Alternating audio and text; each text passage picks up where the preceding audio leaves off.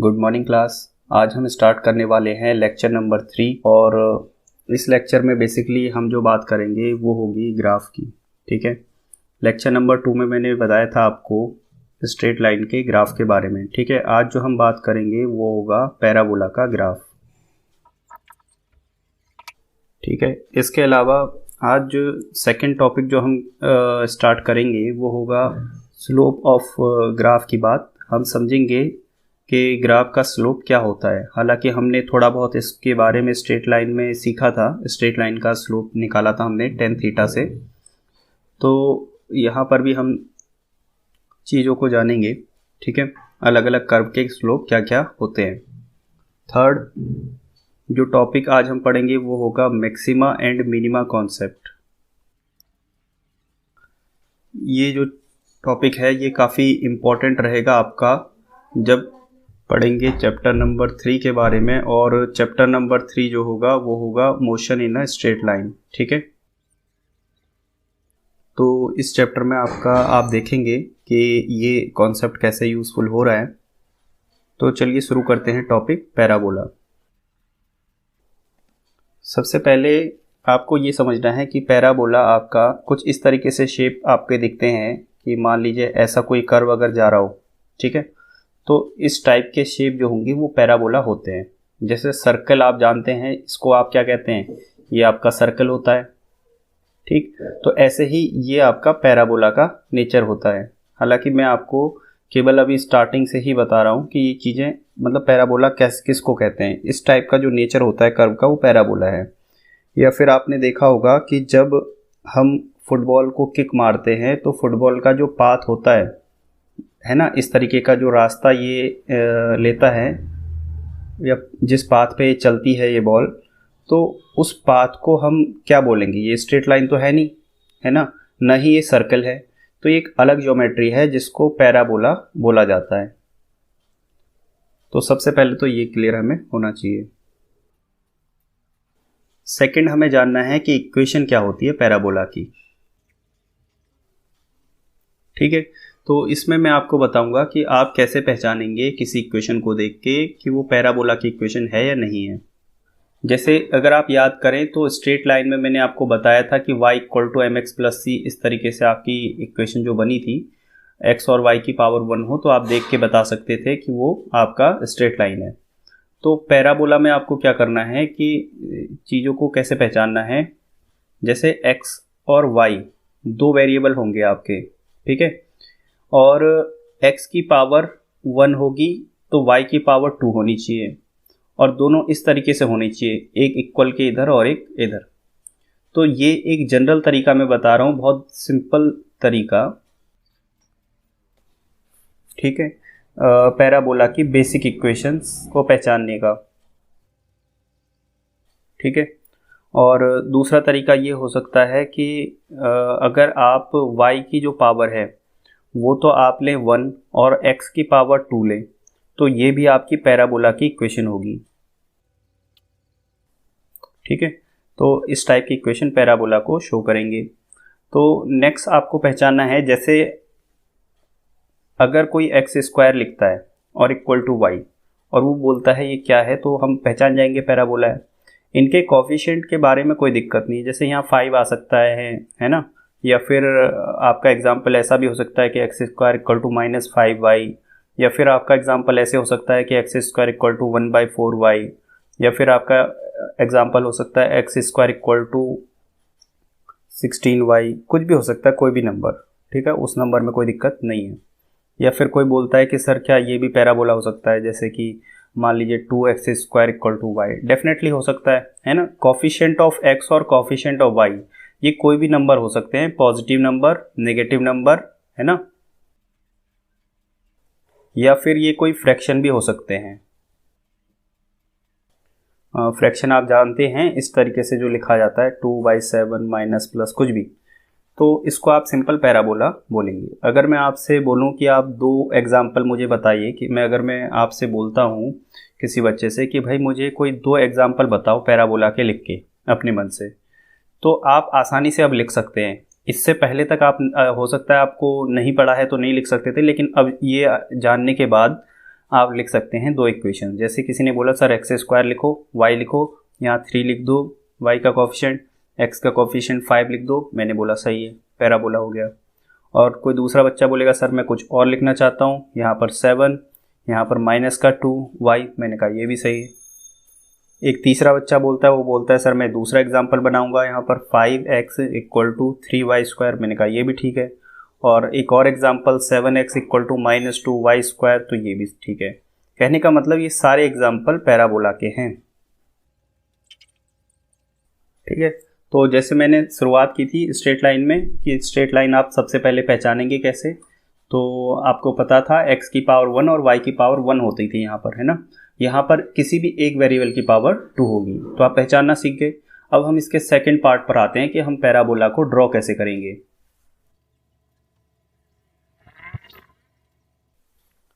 ठीक है, तो पैराबोला का ग्राफ बनाते समय हमारे पास दो मेथड होते हैं एक्चुअली। ठीक है, तो मैं दोनों मेथड या फिर आप 3 भी बोल सकते हैं।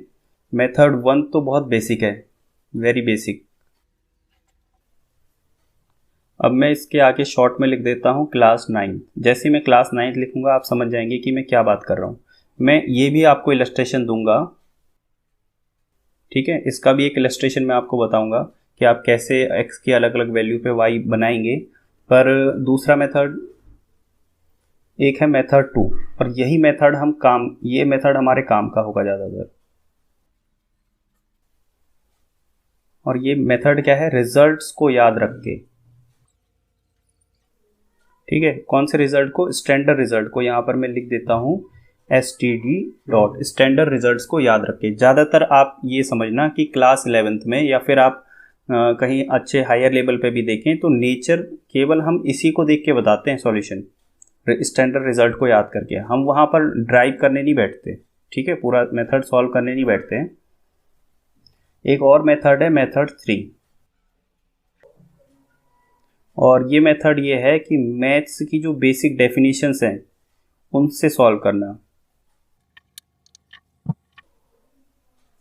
ठीक है, तो हालांकि ज़्यादा अगर आप मेरे से बोलेंगे तो मोर टेक्निकल यही आंसर है, मतलब जो एग्जैक्ट बात है वो यही वाली बात है, थर्ड वाली। ठीक है, कि मैथ्स की डेफिनेशन से करना, जिसमें हम फोकस के बारे में स्टडी करेंगे, इसके डायरेक्ट्रिक्स के बारे में इसके स्टडी करेंगे। अब आप बोलेंगे सर ये क्या होते हैं फोकस डायरेक्ट्रिक्स, तो धीरे धीरे आप समय के साथ समझेंगे। लेकिन मेथड 3 हमारे काम का ज़्यादा है नहीं, 11th में ये यूज़ नहीं होगा। आप लिख सकते हैं यूज़फुल नहीं है या यूज़फुल कम है। ठीक है, ज़्यादातर हमारे लिए जो इम्पोर्टेंट होगा वो सेकंड मेथड होगा, मैंने आपको पहले ही बताया है, तो इस पे हम काम करेंगे। तो चलिए शुरू करते हैं मेथड 1। ठीक है, तो एक एग्जाम्पल में पहले पैराबोला का एक एग्जाम्पल लिख लेता हूँ, मेरे ख्याल से आप अच्छे से अब बता पाएंगे। एक तरफ y लिख लिया, एक तरफ x, तो ये पैराबोला है। चलिए इसको इस तरीके से लिख लेता हूँ मैं कि y square equal to 1x, या फिर ये एक एग्जाम्पल है। ठीक है, अब इसका ग्राफ प्लॉट करना है, तो इसके लिए हम क्या करते हैं, एक टेबल बनाते हैं। तो ये मैंने एक टेबल ले ली है और इसमें मैं एक तरफ x लिख देता हूँ, एक तरफ y। ठीक है, और ऐसे कुछ वैल्यूज़ को एज्यूम कर लेंगे। याद रखना अभी शुरुआत लेवल पे आपने अगर पैराबोला आज से पहले नहीं सुना है या इस पे काम कम किया है, आपने प्रैक्टिस कम की है, तो ये सबसे फर्स्ट मेथड आपके लिए बहुत ज़्यादा यूज़फुल होने वाला है, आप इस पर ही काम करें। तो लेट x इक्वल टू हम कुछ एज्यूम कर लेते हैं 1, या फिर आप ऐसे एज्यूम कर सकते हैं, थोड़ा इसका उल्टा भी ले सकते हैं, लेट y इक्वल टू 1। तो y इक्वल टू 1 आएगा तो x क्या हो जाएगा, 1 का स्क्वायर यानी कि 1 ही आएगा। तो 1 और 1 एक पॉइंट है। चलिए कोई बोलता है कि सर x की वैल्यू को 0 एज्यूम कर लीजिए, तो y कितना आएगा, 0। तो दूसरा कोऑर्डिनेट हमारा ये हो गया। पर अब याद रखना, आपको एक टिप याद रखनी है कि स्ट्रेट लाइन के लिए तो 2 ही पॉइंट चाहिए, 2 कोऑर्डिनेट से स्ट्रेट लाइन बन जाती है ना। मैंने लिखा है कि स्ट्रेट लाइन को प्लॉट करने के लिए केवल 2 कोऑर्डिनेट से बात बन जाती है, कि मतलब इतने में ही काम बन जाएगा। 2 पॉइंट होंगे अगर आपके पास, एक ये, दोनों को मिला दो, आपका स्ट्रेट लाइन बन के तैयार। पर याद रखें कि पैराबोला में ऐसा नहीं होने वाला, तो आपको और भी कंसिडर करना पड़ेगा। तो यहाँ पर कुछ वैल्यू एज्यूम कर लेते हैं। चलिए मान लीजिए लेट x इक्वल टू 4, ठीक है, x की वैल्यू 4, तो इसका मतलब क्या हो गया, वाई स्क्वायर इक्वल टू 4 आ गया, है ना। तो y की वैल्यू आ गई +2 और -2, क्योंकि 4 का अंडर रूट दोनों होते हैं। तो एक कोऑर्डिनेट तो आपका ये हो गया, x इक्वल टू 4 है तो y की वैल्यू +2 और -2, दो आंसर आ गए। अभी समझना इन दो का क्या मतलब है, क्योंकि क्वाड्रेटिक जैसा दिख रहा होगा आपको, तो इस वजह से। एक तो ये पॉइंट हो गया हमारा, ठीक है। चौथा पॉइंट हम क्या लेंगे, तो ये 4 पॉइंट हो गए। चौथे पॉइंट में x की वैल्यू क्या एज्यूम करो। अब देखो मेरे माइंड में कुछ चल रहा है पैरेलल में। क्या चल रहा है कि अगर मैं x की वैल्यू को 5 एज्यूम कर लूँ तो वाई स्क्वायर इक्वल टू 5 हो जाएगा, लेकिन 5 का अंडर रूट तो पॉसिबल है नहीं, मतलब एक कंप्लीट नंबर तो आएगा नहीं। तो ये कोऑर्डिनेट 2.36 एक डेसिमल नंबर को दिखाना बड़ा मुश्किल काम है, ठीक है, वो एग्जैक्ट सही सेंस नहीं देता है। तो हम x की वो वैल्यू सिलेक्ट करेंगे जो परफेक्ट स्क्वायर रूट हो, ठीक है। तो थोड़ा सा ये ध्यान देना होता है, इस तरीके से ट्रिक लगानी पड़ती है आपको, जिससे आपका एक अच्छा आंसर आ जाए। बाकी आंसर सारे सही हैं। अब मान लीजिए कोई बोलता है कि सर x की वैल्यू को 9 एज्यूम कर लो, तो बिल्कुल सही है। तो लेट x इक्वल टू 9, तो इसका मतलब y स्क्वायर की वैल्यू 9 हो गई, है ना। अब मैं डायरेक्ट लिख सकता हूँ कि y की वैल्यू या तो +3 आएगी या फिर -3 आएगी। अब देखो x की वैल्यू तो बहुत ज़्यादा ले रहे हैं हम, और y में आंसर बहुत कम आ रहा है, ठीक है। x की वैल्यू यहाँ 4 ली है तो y में आंसर केवल 2 ही आया, x की वैल्यू 9 तो 3। अभी हमें इतने से डेटा से काम नहीं चलेगा, इसमें याद रखिए, इसमें हमें बहुत सारे कोऑर्डिनेट चाहिए अच्छे से समझने के लिए। मतलब एक दो कोऑर्डिनेट और ले लेते हैं। तो सपोज़ x की वैल्यू किसी ने बोला कि हम x की वैल्यू सर ऐसा लेते हैं कि 16 ले लेते हैं x की वैल्यू, क्योंकि 16 का भी परफेक्ट स्क्वायर रूट आ जाता है। तो ये नंबर पे ध्यान दें, 4, 9, 16, है ना। तो y की वैल्यू आपको मालूम है, एक तो +4 आएगी y की वैल्यू और एक -4 आएगी। अब वैल्यू यहाँ पर फिल कर लेते हैं। x की वैल्यू 9 तो y +-4, x की वैल्यू 16 तो y +-4, सॉरी 9 पे आपका क्या था, 3 था, तो 16 पे आपका +-4, इस तरीके से आ गया। अब हम इसका ग्राफ प्लॉट करने की कोशिश करते हैं।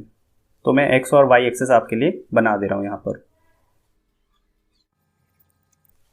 ठीक है। ये आपकी x एक्सेस हो गई इधर, और इस तरफ y एक्सेस हो गई। अब मैं यहाँ पर नंबरिंग कर दे रहा हूँ।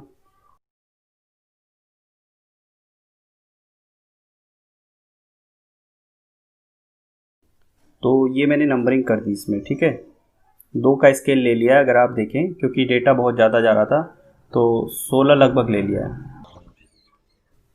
चलिए आप एक और वैल्यू बताइए, परफेक्ट स्क्वायर रूट एक और वैल्यू कंसिडर कर लेते हैं x की।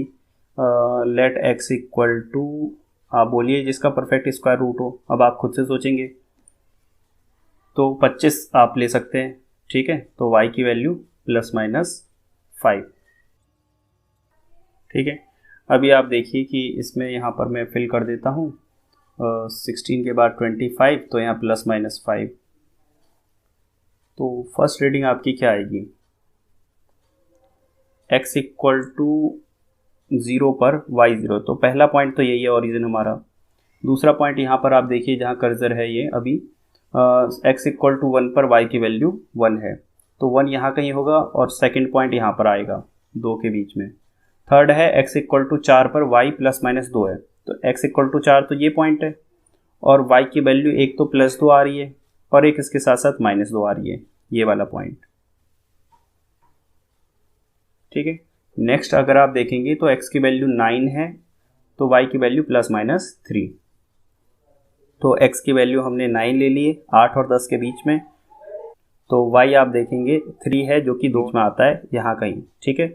तो इसको अंदाजे से मैं यहाँ पर बना रहा हूँ, देखिए 8 और 10 के बीच में पॉइंट है, यहाँ 2 और 4 के बीच में है, 3 पे। ये थर्ड पॉइंट हमारा कवर हो गया 9 और 3 वाला। फिर x की वैल्यू 16 है तो y की वैल्यू +-4, तो x की वैल्यू 16 तो y की वैल्यू +-4। देखिए 4 का इन दो लाइन के बीच में है, तो इसकी सीध में यहाँ पर आपका पॉइंट होगा, ठीक है। और केवल +4 ही नहीं है, यहाँ पर -4 में भी आंसर है, y की वैल्यू एक -4 भी है। और ऐसे ही थर्ड वाले पॉइंट में ये +3 के साथ 9 पे y की वैल्यू -3 भी आ रही थी, तो ये रह गया था। तो ये 9 पर x इक्वल टू 9 और y की वैल्यू आप देखेंगे तो -3, यहाँ कहीं पर ये पॉइंट आएगा। अगर आप और सेलेक्ट करना चाहें पॉइंट, तो हमारे पास x की वैल्यू 25 है, यहाँ तक हमने डेटा लिया है, और y की वैल्यू ±5, तो 25 पर ±5। अब देखो 5 यहाँ कहीं आना चाहिए, ठीक है, क्यों? क्योंकि 4 और 6 के बीच में है 5। ये पूरा हो चुका है, तो मैं यहाँ पर इसको स्क्रॉल करके आपको थोड़ा जूम करके दिखा देता हूँ, ठीक है। 25 पर आप देखेंगे 5 पे आ रहा है, और ये 25 पे नीचे भी कहाँ पर आएगा? 5 पर। 5 यहाँ पर कहीं पर है, ठीक है। अब ग्राफ कैसे बनता है? अगर आप सारे पॉइंट को ज्वाइन कर दें तो आप देखेंगे ग्राफ इस तरीके से बढ़ता जा रहा है। थोड़ा सा यहाँ इस तरीके से आप बना सकते हैं,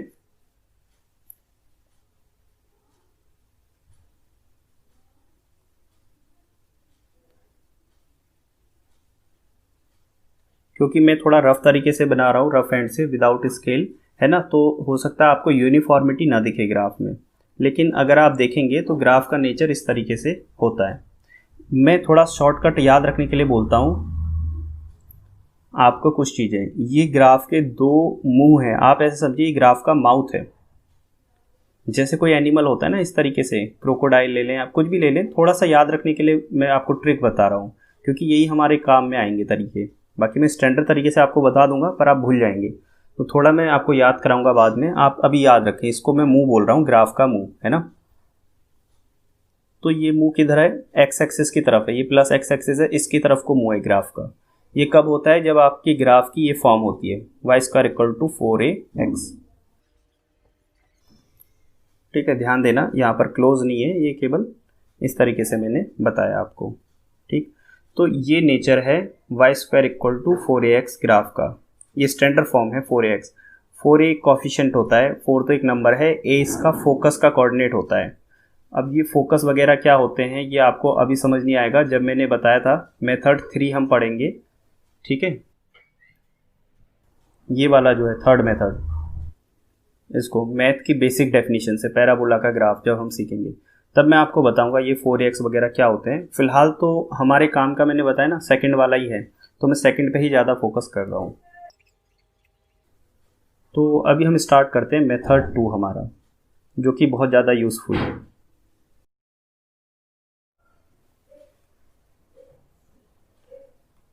और ये जो सेकंड पार्ट है ये क्या है? रिजल्ट, स्टैंडर्ड रिजल्ट से ग्राफ का नेचर बनाना। तो 4 मेथड मैं आपको यहाँ पर बता रहा हूँ। मेथड 4 पार्ट आप कह सकते हैं इसके। पहला स्टैंडर्ड फॉर्म है y² = x वाली। अब ये समझो इसमें स्टैंडर्ड क्या है। पहला तो y की पावर में 2 है और x की पावर 1 है, ठीक है। दूसरा यहाँ प्लस का साइन है, अगर ऐसा नेचर है। यहाँ पर एक चीज़ मैं लिख देता हूँ 4a। 4a का मतलब कोई कॉफिशिएंट हो सकता है। अब आप बोलोगे सर आपने कॉफिशिएंट के लिए खाली a यूज़ क्यों नहीं किया? क्योंकि कॉफिशिएंट तो a से भी रिप्रेजेंट कर सकते हैं। पर मैं आपको बताता हूँ, ये स्टैंडर्ड फॉर्म है इसकी। a आपका जो होता है a,0 ये इसके फोकस होते हैं, ठीक है। मेथड 3 में आप सीखोगे इसके बारे में कि इसको फोकस बोलते हैं। जैसे कि किसी सर्कल का क्या होता है? सेंटर होता है। तो ऐसे ही पैराबोला में सेंटर जो होता है, सेंटर जैसा ही, उसको सेंटर ना बोल के फोकस बोलते हैं, क्योंकि सेंटर का मतलब तो एग्जैक्टली बीच वाला पॉइंट हो गया। इसमें बीच वाला पॉइंट नहीं होता, यहाँ कहीं होता है। तो ग्राफ ऐसे बढ़ रहा होता है इस तरीके से ना, इस तरीके से। तो इसमें जो सबसे पहला रिजल्ट आपको याद रखना है वो है कि अगर कभी ऐसा कुछ दिखे कि y² = 4x, एग्जाम्पल के तौर पे अगर आपको ऐसा दिखता है कि y² = x या फिर y² ये प्लस होना चाहिए 9x या कोई भी कॉफिशिएंट ऐसा दिखे, है ना। इनफैक्ट अगर आपको y² के साथ में 1/4 दिखता है या 4 दिखता है, 4y² = x, कहने का मतलब y² का कॉफिशिएंट अगर 1 के अलावा कुछ भी है तो आप उसको इस साइड भेज के ऐसा बना सकते हो इस फॉर्म में। तो ये एक फॉर्म है, इसको आपको पहचानना पड़ेगा। इस फॉर्म में कौन से एग्जाम्पल फिट बैठते हैं y² = 4x, ये सारे एग्जाम्पल आपको आइडेंटिफाई करने आने चाहिए। 2-3 एग्जाम्पल मैं दे चुका हूँ, जैसे ये हो गया, ये हो गया, ये हो गया, या ये वाला हो गया। प्लस होना ज़रूरी है यहाँ पर। तो उसका रिजल्ट कैसे बनेगा? देखो ये आपका मान लो y एक्सिस है यहाँ पर, और यहाँ मैं आपका x एक्सिस को ड्रॉ कर लेता हूँ इस तरीके से। तो ये सारे ग्राफ जो है ओरिजिन से पास होते हैं और इस तरीके से इनका नेचर होता है। ये नेचर हमें पता होना चाहिए। एग्जैक्ट डेटा क्या होगा? डेटा कभी आपसे नहीं पूछा जाएगा, हमेशा आपसे रिजल्ट पूछा जाएगा। ये चीज़ याद रखेंगे आप, ठीक है। नेक्स्ट हमें देखना है सेकंड रिजल्ट कैसा आता है। सेकंड कैटेगरी आती है कि y की पावर अभी भी 2 रहेगी और 4ax कोई भी कोफिशिएंट x रहेगा, लेकिन यहाँ माइनस का साइन होगा। तो ये जो ग्राफ आपने ऊपर वाला बनाया है ये एग्जैक्टली पलट जाएगा, ये इस तरीके से हो जाएगा आपका ग्राफ, ये ऐसे और ये ऐसे, ठीक है। ये आपकी y एक्सिस है, आपको मालूम ही है, और ये x एक्सिस है। तो ये ग्राफ आपका पलट जाएगा इस तरीके से। और 2 और रिजल्ट होते हैं। अब ये फॉर्म आपको देख के पहचान नहीं आनी चाहिए। इस फॉर्म के एग्जांपल में क्या बोल सकता हूँ, मैं बोल सकता हूँ y square equal to x लेकिन माइनस का, ठीक है। या दूसरा एग्जांपल आप बोल सकते हो कि y square equal to minus का 9x, है ना। कोई भी कोफिशिएंट x का चलेगा, और इसका ग्राफ अगर आप प्लॉट करेंगे तो ऐसा ही बनेगा, इस टाइप का नेचर बनेगा। आप चाहे तो मेथड 1 से आप वेरीफाई करें, जो क्लास 9th वाला मेथड था। तो यहाँ पर मान लीजिए y स्क्वायर इक्वल टू, कोई बोलता है सर माइनस का 1/4, सब चलेगा, ये कोफिशिएंट कुछ भी हो सकता है x का, लेकिन ये नेगेटिव होना चाहिए, ठीक है। कोई बोलेगा सर अगर y स्क्वायर के साथ में कुछ मल्टीप्लाई में, जैसे मान लो 3 और यहाँ माइनस है, क्या ये यही वाली फॉर्म है, क्या इसका नेचर भी ऐसा ही बनेगा या ऊपर की तरह। तो देखो माइनस होना चाहिए, और यहाँ y का स्क्वायर का अगर कोई कोफिशिएंट है भी तब भी कोई फ़र्क नहीं पड़ता, क्योंकि उसको हम इस तरफ ला सकते हैं। तो ये वही फॉर्म बन जाएगी सेकंड वाली फॉर्म। तो ये फॉर्म आपको याद होनी चाहिए, ठीक है। अब मैं तीसरी फॉर्म पे आ रहा हूं, फॉर्म नंबर 3। ये फॉर्म क्या होती है कि x की पावर तो 2 होगी लेकिन y की पावर 1 ही होगी, ठीक है, और प्लस का साइन है, x square equal to 4ay, या फिर ऐसा भी लिखा जाता है कई बार कि x square equal to 4ay। ये याद रखिए यहाँ प्लस का साइन है। तो अब इसको कैसे पहचानेंगे आप, देखिए जिसकी पावर 1 होती है, जैसे y की पावर 1 है, सिंगल पावर, हमेशा ग्राफ का मुंह उसकी तरफ खुलेगा। जैसे अगर आपका ये ग्राफ है और ये मान लीजिए y एक्सिस है, ये x एक्सिस है, तो पावर 1 किसकी है, y की, तो ग्राफ का मुंह y की तरफ खुलेगा ऐसे। अब ये कौन सी y की तरफ खुल रहा है, प्लस y की तरफ, क्योंकि यहाँ प्लस का साइन है, ठीक है। तो ये ग्राफ का नेचर हो गया, और ये 0,0 से पास करेगा। फोर्थ आपका ग्राफ क्या होगा, अब आप समझ जाएंगे। फोर्थ आपका फॉर्म होगी कि x square equal to minus 4ay। Example के लिए जैसे अगर कोई ऐसा लिख दे कि x square equal to minus 3y, कोई भी कोफिशिएंट यहाँ पर, तो 4a की जगह ये लिखा है, बस यहाँ माइनस होना चाहिए। तो इसका नेचर कैसा बनेगा आपको याद रखना है कि y की पावर 1 है तो y की तरफ मुंह खुलेगा ग्राफ का, लेकिन कैसे खुलेगा y की तरफ, माइनस y की तरफ, इस तरीके से ओरिजिन से पास होगा और माइनस y की तरफ को ग्राफ का मुंह होगा। मैंने शुरू में ही बताया था, इसको आप इसका माउथ या मुंह आप बोल सकते हैं। तो ये नेचर याद रखना है आपको, ठीक है। ओरिजिन से पास हो रहा है और किस एक्सिस की तरफ ओपन हो रहा है। जैसे मैं आपको क्विक रिवीजन के लिए आपको प्रैक्टिस करा देता हूँ, अभी आप 1 मिनट में ही ये सीख जाएंगे सारा प्रोसेस, ठीक है। जैसे मैं 4 एग्जाम्पल लिख रहा हूँ, मान लीजिए मैं कोई लिख देता हूँ x square equal to minus 3y। बताइए इसका ऑप्शन क्या हो सकता है, 4 ऑप्शन लिख, ठीक है। तो ये मैंने 4 ऑप्शन लिख दिए। अब आप बताइए इनमें से कौन सा सही है। तो देखो कैसे पहचानेंगे आप, किसकी पावर 1 है, y की, तो y की तरफ मुंह खुलेगा।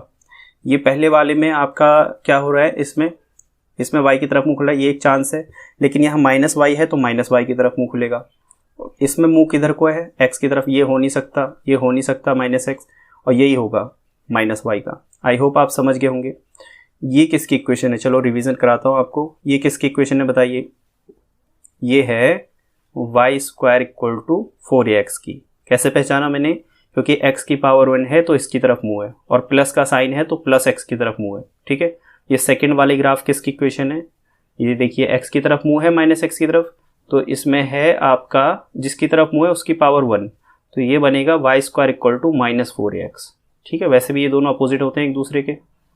और इसकी इक्वेशन तो ये है ही, है ना। इसकी इक्वेशन क्या होगी बताओ, ये y की तरफ मुंह है तो y की पावर 1 और x square equal to y, लेकिन माइनस का, ठीक है। तो ये माइनस 4a, थोड़ा सा मैं इसको सही से लिख देता हूँ, माइनस 4ay, ये है आपका। और फर्स्ट वाला आप बताइए किसकी इक्वेशन है, ये है x square equal two plus 4ay। तो आई होप आप रिजल्ट से, ये 4 रिजल्ट है, इन्हीं से आपका काम चल जाएगा। मैं आपको बोल रहा हूँ पूरी फिजिक्स में अगर आप ये 4 रिजल्ट याद रखेंगे, क्योंकि इससे ज़्यादा ज़रूरत पड़ती नहीं है, ठीक है, ग्राफ की, इसमें से ही आप मोशन अंडर ग्रेविटी के बहुत सारे क्वेश्चन इन 4 रिजल्ट से कर पाएंगे। ठीक है, कैसे करेंगे वो वक्त आने पे मैं आपको बताऊंगा जब हम क्वेश्चंस करेंगे। ठीक, अब मैं आता हूँ अगले टॉपिक पर, और अगला टॉपिक है मैक्सिमा एंड मिनिमा का, या स्लोप आप बोल सकते हैं। अभी स्लोप को समझने के लिए देखिए मैं एक जनरल एग्जांपल लेता हूँ कर्व का। मान लीजिए कि मैंने ऐसे कोई भी एक कर्व बना लिया, अगर ये स्ट्रेट लाइन है, थोड़ा स्ट्रेट लाइन से शुरुआत करते हैं। स्लोप कहते हैं इसका पॉजिटिव एक्सिस से बना हुआ एंगल। मान लीजिए ये 60 डिग्री है। ठीक है, तो इस कर्व में मैं 2 पॉइंट लेता हूँ। ये आपको मालूम ही है एक्स एक्सिस होता है और इधर आपका क्या होता है वाई एक्सिस। तो एक है मैंने पॉइंट ए लिया है, एक मान लीजिए पॉइंट बी है। क्योंकि मुझे मालूम है ये स्ट्रेट लाइन है तो कॉरस्पॉन्डिंग एंगल से यहाँ भी एंगल 60 डिग्री रहेगा और यहाँ भी एंगल क्या रहेगा 60 डिग्री रहेगा, अगर हम इसे एक्सटेंड करना चाहें तो चाहे आप पॉइंट ए ले, चाहे पॉइंट बी ले, चाहे पॉइंट सी ले, कर्व का जो स्लोप है वो 60 डिग्री ही है। या फिर अगर tan थीटा की टर्म्स में बात करें तो आंसर √3 आता है। ये कंफर्म है कि स्लोप इतना है। अब अगर आपका ग्राफ चेंज होता है, या थोड़ा इसी में समझते हैं कि भाई मान लीजिए मैंने बी और सी पर ये एंगल मुझे 60 डिग्री अभी मालूम नहीं है कि ये 60 डिग्री है। ठीक है, तो इन 2 पॉइंट के बीच में मुझे स्लोप पता करना है ए और बी के बीच में। तो ये स्लोप होता क्या है, ये tan थीटा होता है और इसको हम क्या बोलते हैं परपेंडिकुलर अपॉन बेस बोलते हैं। ठीक है ना, तो यहाँ से हम परपेंडिकुलर अपॉन बेस करके स्लोप निकाल सकते हैं। अब आप ये समझिए जो परपेंडिकुलर लेंथ होती है ये पी, ये कौन सी डायरेक्शन में लेंथ होती है वाई डायरेक्शन में, तो इसको वाई बोला जाता है। ये लेंथ कौन सी डायरेक्शन में होती है एक्स डायरेक्शन में, तो इसको एक्स बोला जाता है। तो स्लोप को कई बार वाई अपॉन एक्स करके भी निकालते हैं, मतलब जो लेंथ वाई में जा रही है वो लेंथ अपॉन जो लेंथ एक्स में जा रही है। ठीक है, अब क्या होता है कि जैसे मान लीजिए ये पॉइंट अगर बहुत नज़दीक आ जाए, मैं थोड़ा जूम कर रहा हूं इसको, अगर ए और बी के बीच का गैप बहुत ज़्यादा है, अगर ये पॉइंट बहुत पास में आ जाए, ये ए पॉइंट है और ये बी पॉइंट है, ये गैप अभी आपको दिख रहा होगा ए और बी के बीच में नीली लाइन पर, ये बहुत कम है ना, अभी आपको दिख रहा है ठीक ठाक। अभी मैं इसको कम कर रहा हूं तो आप समझ जाएंगे कि ये बहुत कम गैप है एक्चुअल में। तो मैं इसको जूम करके आपको दिखा रहा हूं। तो इस केस में अगर यहाँ पर इतने हिस्से का स्लोप पूछा जाए तो आप काम तो वही करेंगे, फिर से परपेंडिकुलर ड्रॉप करेंगे। ठीक है, तो आप देख पाएँ तो ये वाली लेंथ y है आपकी और ये लेंथ x है, और ये जो बीच का छोटा सा एंगल है ये आपका tan थीटा होगा। दिख रहा होगा अब आपको क्लियर। तो क्योंकि ये लेंथ बहुत कम है और ये y बहुत कम लेंथ है, क्योंकि बहुत 1 mm या 2 mm होगा मेरे ख्याल से, तो इसको y नहीं बोलते, इसको बोलते हैं dy। dy का मतलब है ये भी y, पर ये बहुत छोटा एलिमेंट है y का, तो इसलिए बहुत छोटे एलिमेंट को dy से डिनोट करते हैं फिजिक्स की लैंग्वेज में। फिलहाल आप इस तरीके से समझे। और ये जो x है, इस लेंथ है, इसको x ना बोल के dx बोला जाता है। तो जो स्लोप का फॉर्मूला बन जाएगा वो आप क्या लिखोगे, स्लोप इक्वल टू आप यहाँ पर लिखोगे परपेंडिकुलर अपॉन बेस, यानी कि dy ओवर dx। तो कई बार स्लोप को dy ओवर dx से डिनोट किया जाता है, और एक्चुअल में स्लोप यही है, क्योंकि ये जो बीच का गैप है, ये जो स्लोप निकल के आया है यहाँ पर, जिसको आप dy ओवर dx बोल रहे हो, ये एक पॉइंट पर स्लोप निकल के आया है, एक पॉइंट पे।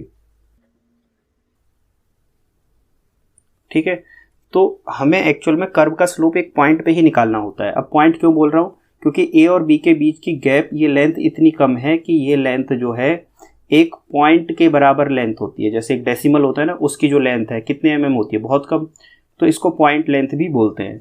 तो किसी पॉइंट पर अगर स्लोप निकालना है तो तरीका तो वही है, परपेंडिकुलर अपॉन बेस पर dy ओवर dx लिखेंगे। ठीक है, तो ये एक इलस्ट्रेशन मैंने समझाया आपको स्लोप कैसे लेते हैं कर्व का।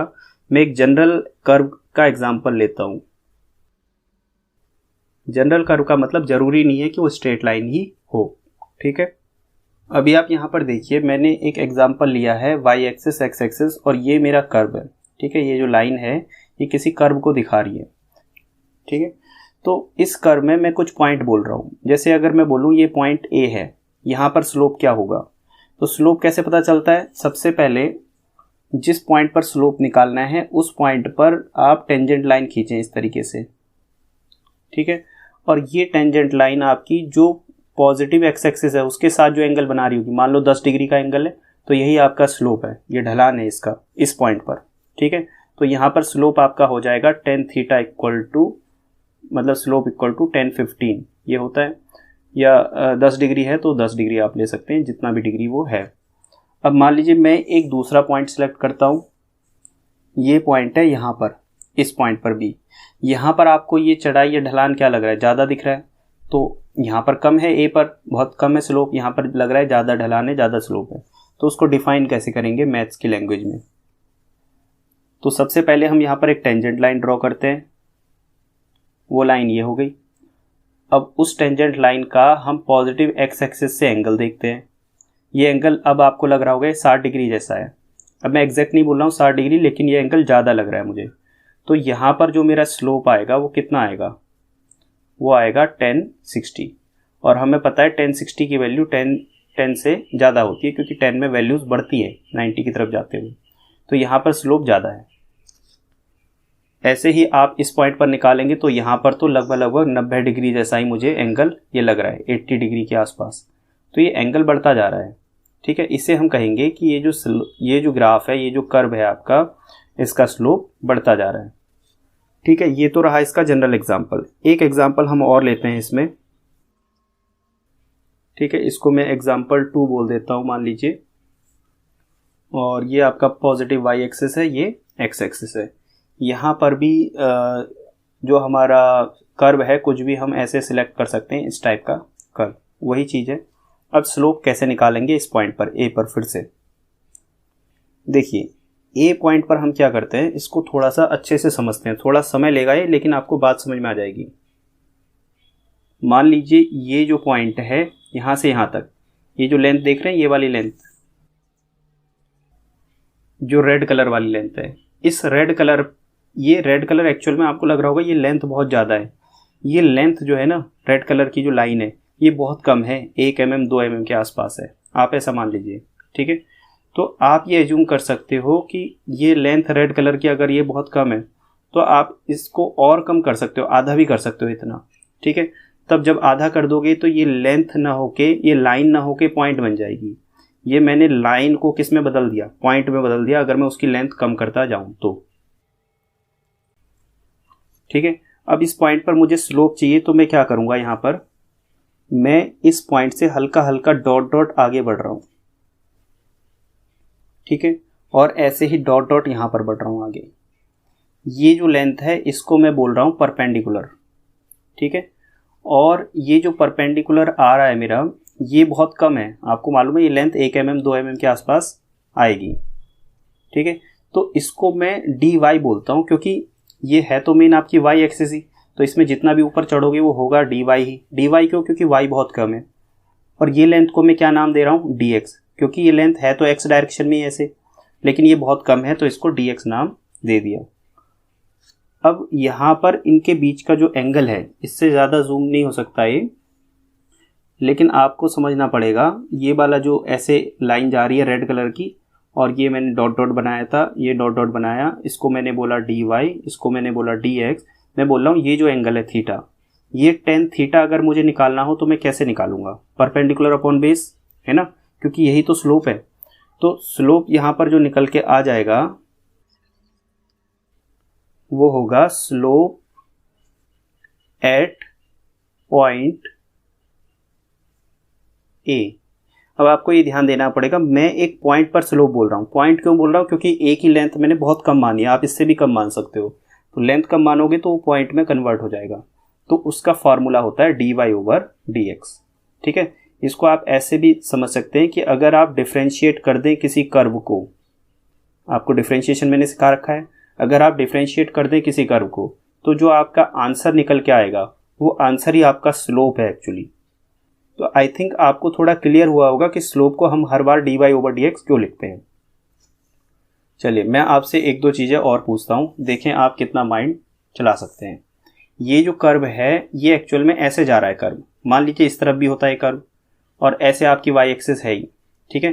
तो आप मुझे बताएंगे इन चार में से जो केस हमने पढ़े थे कौन से टाइप का पैराबोला है, इसकी इक्वेशन क्या हो सकती है। Y square equal to 4ax, plus या माइनस, या x square equal to 4ay, plus या माइनस, है ना, इसमें से बताना है। तो अगर आपने ध्यान से सुना होगा सब कुछ तो आप समझ जाएंगे कि ये जो पैराबोला है ये मेरा x square equal to 4ay का कर्व है ना, इस टाइप का। चाहे मैं इसका आधा हिस्सा भले ही ना बनाऊं तब भी इसकी इक्वेशन यही रहने वाली है। तो ये वो वाला पैराबोला है। अब इसकी जो इक्वेशन है, इसकी इक्वेशन गिवन है आपको किसी न्यूमेरिकल में। क्या है ये इक्वेशन कि x square equal to 9y, ठीक है, ये कर्व है मान लीजिए। इसकी इक्वेशन कुछ भी हो सकता है, 9, 10। तो अब आपको इस ए पॉइंट पर स्लोप पूछा जा रहा है।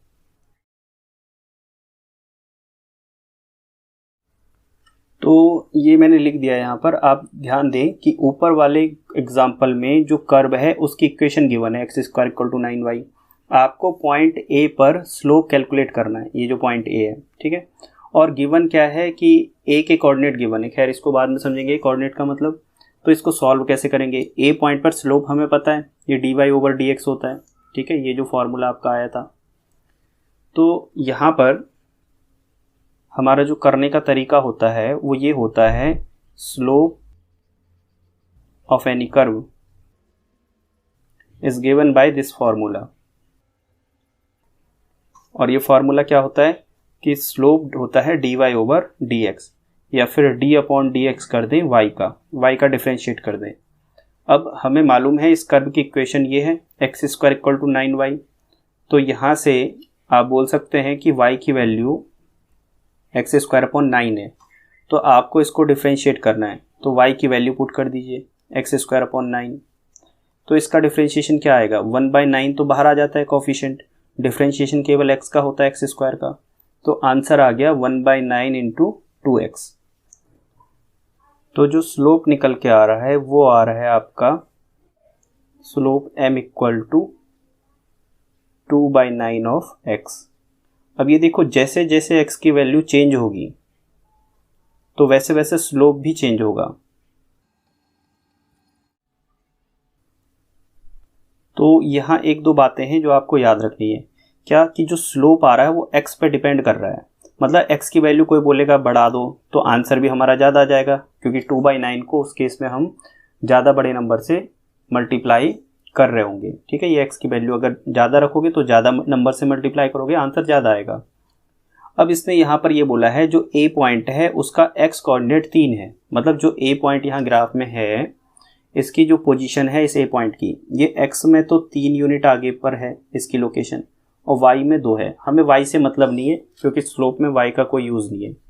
यहाँ पर x की वैल्यू 3 पुट कर दो एट पॉइंट a, तो स्लोप क्या हो जाएगा 2/9 इंटू एक्स की वैल्यू आप कितनी पुट करोगे 3, तो आंसर आ जाएगा 6/9, यानी कि 3 2 जा 3 3 जा, इतना स्लोप आ गया 2/3। 2/3 का मतलब ये 2 है तो ये 3 है, इस तरीके से। या फिर आप 2/3 लिख सकते हैं अपना आंसर, दोनों ही बातें सही हैं, ठीक है। अब अगर आप देखोगे इस पॉइंट पर, यहाँ पर आपका स्लोप 10 डिग्री 12 डिग्री कुछ ऐसा लग रहा है ए पॉइंट पर अंदाजे से। यहाँ पर आपका एंगल देखो ज़्यादा हो गया है तो यहाँ स्लोप ज़्यादा आना चाहिए। अब ज़्यादा आएगा आंसर, अगर ये बी पॉइंट है तो यहाँ स्लोप ज़्यादा आएगा। कैसे? ये जो बी पॉइंट है इसके कोऑर्डिनेट मान लीजिए कि यहाँ से 6 मीटर और दूरी पर है। देखो 3 से तो ज़्यादा ही होगा ये आंसर, तो मैं इसको 9 मीटर मान लेता हूँ ओरिजिन से, ठीक है। ये जो बी पॉइंट का एक्स कोऑर्डिनेट है, तो यहाँ पर अगर आप 9 मीटर मान लेंगे तो पॉइंट बी पर स्लोप क्या आएगा?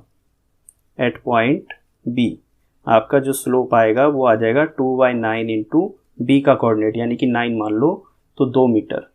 मीटर तो नहीं होगा, ये रेशियो होता है 2/1 इस तरीके से, ठीक है। तो इसका मतलब इसमें भी 2 मीटर की चढ़ाई है लेकिन 1 मीटर पे। अब बताओ कौन सा ज़्यादा स्लोप है, फर्स्ट वाला या सेकंड वाला? फर्स्ट वाले में क्या है कि 2 मीटर स्लोप है, 2 मीटर की चढ़ाई है, हाइट है। यहाँ भी आप बोलोगे सर 2 मीटर है, लेकिन ये 3 पे है बेस और ये 1 पे ही है, तो ये एंगल ज़्यादा दिख रहा है, θ1 आपको कम दिख रहा है, यहाँ ज़्यादा दिख रहा है, तो स्लोप आपका बढ़ता जा रहा है। तो इसका मतलब ये है कि ये जो ग्राफ है इसका स्लोप हर पॉइंट पे चेंज होता जा रहा है। तो ये जो आंसर हमने निकाला है 2/9x, ये कौन सा आंसर है फिर 2/9x? ये ए पॉइंट का है या बी का है? तो ये किसी भी पॉइंट का नहीं है, ये एक जनरल रिजल्ट है। इसमें x की जो वैल्यू रखते जाएंगे उस पॉइंट का स्लोप हमें मालूम चलता जाएगा। तो आई थिंक आपको इस एग्जाम्पल से ये फंडामेंटल क्लियर हुआ होगा कि कोई भी कर्व अगर हमें गिवन है तो उसका हम dy ओवर dx क्यों निकालते हैं। पहली बात, कर्व की इक्वेशन से हमें क्या फ़ायदा होता है, ठीक है। तो स्लोप ऑफ एनी कर्व निकालना आप सीख चुके होंगे इस पूरे फंडामेंटल से कि स्लोप, बात तो स्ट्रेट लाइन से उठी थी कि स्लोप होता है perpendicular upon base y upon x, लेकिन कोई जनरल कर्व होगा तो फिर स्लोप को हर एक पॉइंट पर स्लोप अलग होता है। फिर मैंने आपको यहाँ जूम करके दिखाया था, अगर आपको याद हो, कि a पॉइंट पर स्लोप जो होगा वो यहाँ का परपेंडिकुलर है ना अपॉन बेस होगा, ये परपेंडिकुलर अपॉन बेस। और यहाँ अगर हर एक पॉइंट पर निकालना है, मान लीजिए कोई बोलता है कि मुझे इस पर्टिकुलर पॉइंट पर निकालना है b पर, तो मैं बोलूँगा b पर क्या काम करो, ये b पॉइंट जो है इतना बड़ा पॉइंट है रेड कलर का, ठीक है, ये b पॉइंट है यहाँ से यहाँ तक का टुकड़ा जो है। तो मैं बोलूँगा भाई इस b पॉइंट का स्लोप देखना है तो ये स्लोप ये होगा, अगर आप देख पाएँ तो ये तो हो गया मेरा परपेंडिकुलर और ये नीचे वाली लाइन क्या हो गई, बेस। तो मैं बोलूँगा कि इस पॉइंट पर आप क्या निकाल लो, dy ओवर dx निकाल लो, ये छोटा सा परपेंडिकुलर dy और ये dx। तो हर एक पॉइंट पर dy ओवर dx तो एक ही आएगा, ठीक है। और वो कैसे एक ही आएगा, क्योंकि कर्व की जो इक्वेशन है x square equal to 9y, ये तो एक ही इक्वेशन गिवन होगी, एक कर्व की एक ही इक्वेशन होती है, तो वहाँ से ये हम निकाल सकते हैं। आई होप ये सब आपको क्लियर होगा। तो जो आज की वीडियो है आई थिंक ये भी 30 मिनट से 30 मिनट से तो ऊपर की ही वीडियो है, ठीक है। तो इसको मैं यहीं पर स्टॉप कर रहा हूँ और नेक्स्ट वीडियो में मैं आपको मैक्सिमम मिनिमम पढ़ाऊँगा,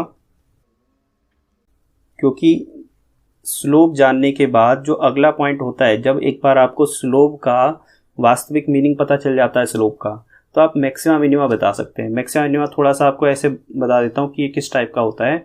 जैसे अगर कोई कर्व बार बार ऊपर नीचे जा रहा है तो ये मैक्सिमम पॉइंट होता है कर्व का, यहाँ से फिर नीचे आता है, ये भी मैक्सिमम पॉइंट है। तो जहाँ मैक्सिमा होता है वहाँ पर स्लोप या मिनिमा होता है, वहाँ पर स्लोप आपका जो होता है dy ओवर dx, जो ये ढलान है, ये 0 डिग्री होता है, ठीक है।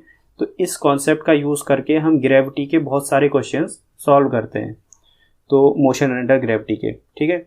तो ये मैक्सिमम मिनिमम कॉन्सेप्ट तभी हम सीख सकते हैं जब हमें dy ओवर dx का एक्चुअल मीनिंग पता हो। जैसे इस ग्राफ में a पॉइंट पर एक्चुअली आपको पता है कि क्यों dy ओवर dx किया, तो उसके बाद ही आप ये चीज़ समझ सकते हैं। इसलिए मैंने थोड़ा सा यहाँ टाइम ज़्यादा लिया है स्लोप को समझाने के लिए, ठीक है। तो एक बार अगर समरी देखें तो आज के लेक्चर में आपको 2 चीज़ें इंपॉर्टेंट सीखने को मिली है। वो है आपका, एक तो कोई भी पैराबोला का 4 रिजल्ट, ठीक है। अब आपको समरी केवल आप 5 मिनट में बोल सकते हो कि ये लेक्चर 5 मिनट की समरी वाला है। एक तो पैराबोला का आपका 4 इक्वेशंस, दूसरा आपको स्लोप का ग्राफ आना चाहिए, और मैक्सिमम मिनिमम तीसरा हम आज कवर नहीं कर पाए। तो पैराबोला मैंने आपको सबसे पहले बताया कि इस टाइप का पैराबोला होता है, ठीक है। उसके बाद मैंने आपको रिज़ल्ट बताया, ये 3 मेथड बताए थे पैराबोला को आप कैसे प्लॉट करेंगे। ये जो ग्राफ है अगर आप देख पाएँ तो ये वो ग्राफ था जिसमें मैंने आपको एक्चुअल में क्लास 9th के तरीके से बताया था, डेटा लेके ऐसा नेचर क्यों बनता है। दूसरा मैंने बोला मेथड 2 कि आप रिजल्ट को देख के ग्राफ याद रखें। तीसरा मेथड मैंने बोला था कि मैथ्स के तरीके से होता है, लेकिन हमारे ज़्यादा काम का नहीं है। अगर आपकी रिक्वायरमेंट होगी तो मैं आपको बता दूंगा कि एक्चुअल में इसको कैसे यूज़फुल लेते हैं, पर फिजिक्स में इतना यूज़फुल ये नहीं आ पाता है। और ये 4 रिजल्ट मैंने आपको याद कराए। एक तो y square equal to 4x वाला ग्राफ, ऐसा y square equal to -4x, तो इस तरीके से जिसकी पावर 1 होती है x की, उसकी तरफ मुंह खुलता है। और ये ग्राफ मैंने आपको बताया x square equal to 4ay, y की पावर 1 है तो y की तरफ मुंह आएगा ऐसे, और अगर माइनस का साइन है इसी में तो नीचे की तरफ को आ जाएगा -4ay, ठीक है। इसके बाद मैंने बोला एग्जाम में क्वेश्चन कैसे आते हैं, तो x square equal to -3y, 4 option में से आपको टिक करना है। ये सही आंसर था इसका, आई थिंक डी वाला हमने उस समय बताया था। तो क्योंकि इसमें y की पावर 1 है और नेगेटिव में है तो यही आंसर था, लेकिन यहाँ मैंने चारों आपको बता दिए थे कि ये कौन कौन से क्वेश्चन के रिजल्ट हो सकते हैं। उसके बाद हमारा जो नेक्स्ट टॉपिक था slope of any curve, parabola खत्म हो गया यहाँ पर। अब स्लोप ऑफ एनी कर्व मैंने आपको बता दिया था, और जनरल कर्व में हम कैसे बताते हैं स्लोप बढ़ता जा रहा है, ये पॉइंट। और dy ओवर dx किसी एक एग्जाम्पल लेके मैंने आपको बता दिया किसी पॉइंट पर स्लोप कैसे निकालते हैं। कैसे से ज़्यादा इंपॉर्टेंट ये है कि इसका एक्चुअल मीनिंग क्या होता है, ग्राफ में आपको दिखना चाहिए। और अगली वीडियो में हम मैक्सिमम मिनिमा के बारे में स्टडी करेंगे। Okay, thank you.